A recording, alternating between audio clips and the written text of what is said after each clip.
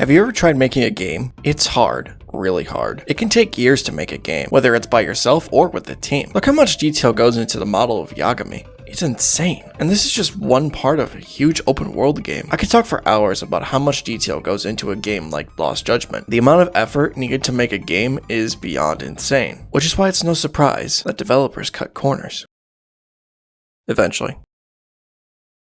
There we go. This is the exact same part of Yokohama, but in two different games. Notice how similar they are. There are a few minor differences, but it's just about the exact same. Why is that? Well, they most likely just took the town out of this game, did a Ctrl-C, Ctrl-V into Lost Judgment, and now it's here. This is reusing assets, and it's commonplace in the gaming industry. Majora's Mask, God of War, Pokemon, and many more all have reused assets. Why? Because it's easier. This is not a bad thing. If it ain't broke, don't fix it. I don't know who said that.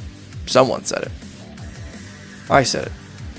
It's my line now. One game that has come under a lot of fire even before it launched is Tears of the Kingdom. This is because it reuses assets from Breath of the Wild, such as where the game takes place, being Hyrule. Where else was it supposed to take place? Far, far away? This is about the only game to receive this criticism. It could be because of the price tag being $70, which is fair, or because people are really stupid. There's no in between. But despite sharing similarities with the original, it's still very much a sequel. Sure, the art style, some parts of the world, how Zelda controls, some enemies, and some items are the same between the two games. But that's about it. Tears of the Kingdom stands on its own as a true sequel. Just because it reuses assets from an old game doesn't mean it's not a true sequel. Can you imagine if they had to make new assets with every game? Development would take way longer than it already does. Sure, the end product may stand out just a little bit more, but it already stands out just fine. It's a Zelda game with welding. No other Zelda game has welding. This is probably the closest we'll ever get to a welding simulator, which is kinda sad to think about. How a game looks should not be a developer's #1 priority. Sure, the nicer the graphics are, the more immersed you'll be, but you'll still be immersed if the gameplay is good. This is why people still prefer older consoles to this day. Those poor people. Making a high quality game takes time. Tears of the Kingdom was revealed 5 years before release, and was most likely in development for longer. If they decided to make entirely new assets for this game, it would take even longer to come out than it already did. This is why reusing assets is crucial,